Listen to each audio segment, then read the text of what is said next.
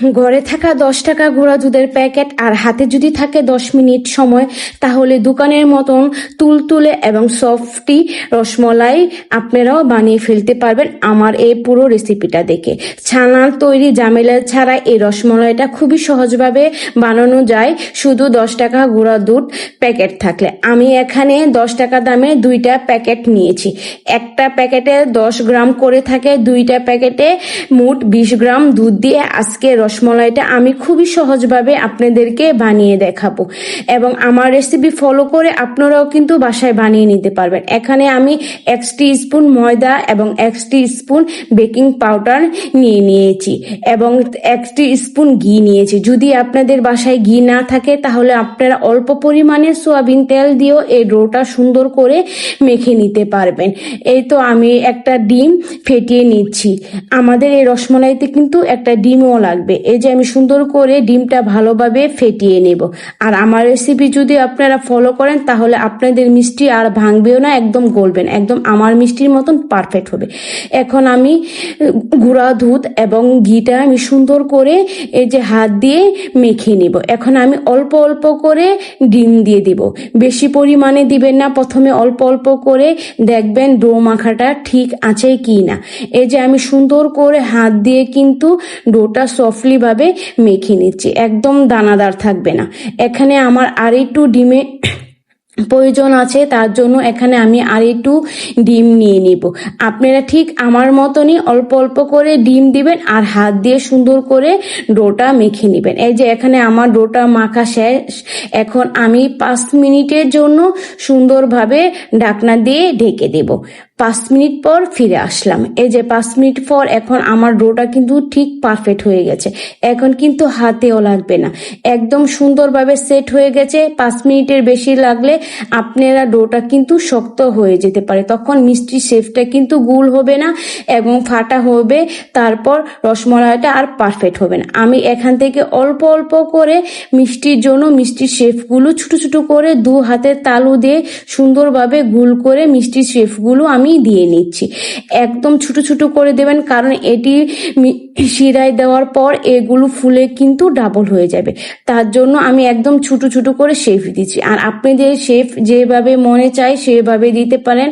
আমি গোল করে দিচ্ছি, আর আপনারা চাইলে আপনাদের মিষ্টির শেপটা কিন্তু লম্বাভাবেও দিতে পারেন। আপনাদের মন পছন্দ মতন করে আপনারা শেপগুলো দিয়ে নিতে পারেন।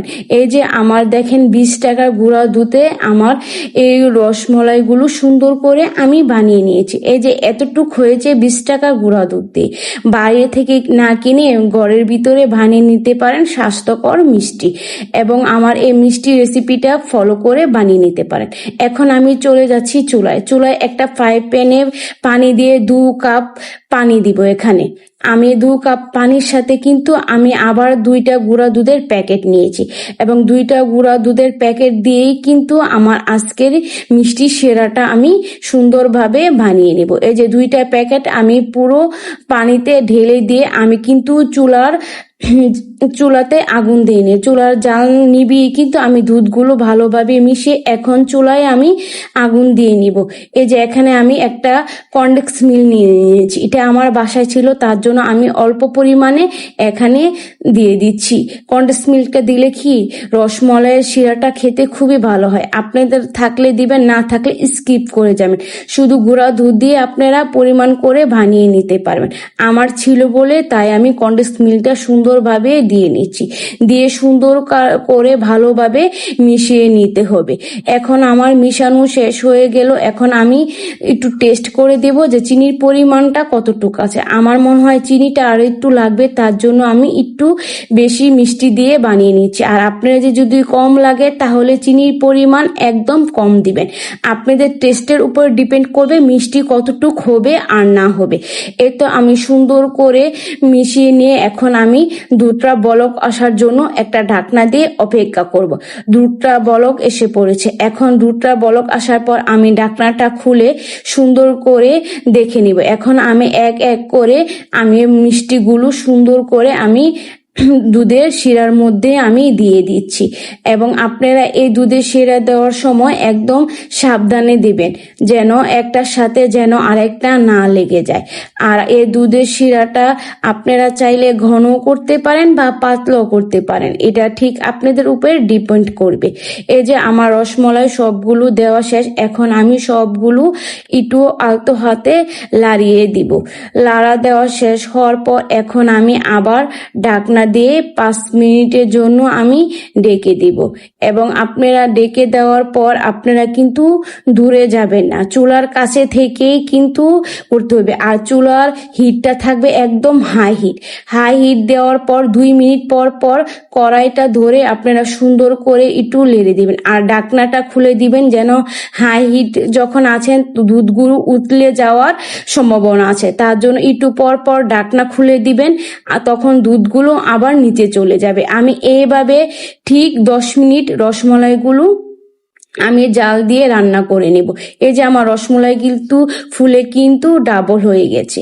এই যে দেখেন আমার রসমলাই বানানো কিন্তু সুন্দর হয়ে পারফেক্ট ভাবে ফুলে গেছে এবং খুব ভালোভাবেও কিন্তু সিদ্ধ হয়ে গেছে। এখন আমি আবার একটু হালকাভাবে নাড়িয়ে দিব। চামিচ দিয়ে নাড়াবেন না, কারণ মিষ্টি যখন গরম থাকে তখন চামিচ দিয়ে লাড়ালে তখন ভেঙে যাওয়ার সম্ভাবনা আছে। এই যে দেখেন আমার বানানো হয়ে গেছে। আমি কিন্তু রসমলাইয়ের শিরাটা একটু পাতলা রেখেছি। আপনারা যদি দোকানের মতো ঘন চান তাহলে রসমলাইয়ের শিরাটা আর একটু জাল দিলে কিন্তু ঘন হয়ে যাবে। আমার কাছে রসমলাইটা পাতলা খেতে ভালো লাগে, তার জন্য আমি রসমলাইয়ের শিরাটা একটু পাতলা করে নিয়েছি। আমি রসমলাই একটা ভেঙে দেখাচ্ছি। আমাদের রসমলাইটা দেখেন কতটা সুন্দর এবং কতটা পারফেক্ট হয়েছে, এবং সবগুলো রসমলাইয়ের ভিতরে কিন্তু শিরা ঢুকেছে এবং অনেক মজাদার হয়েছে আমাদের এই রসমলাইটা। আপনারা বাইরে থেকে না কিনে বাসায় পরিবারের জন্য ঘরে বানিয়ে নিতে পারেন এই রসমলাইগুলো। এবং বেশি কিছু কিন্তু উপকরণ লাগে না। 10 টাকা গুঁড়া দুধের প্যাকেট দিয়ে আমার এতগুলো রসমলাই হয়েছে। আমি আপনাদের সুন্দর করে ভেঙে দেখাচ্ছি আমাদের রসমলাইগুলো কতটা পারফেক্ট হয়েছে।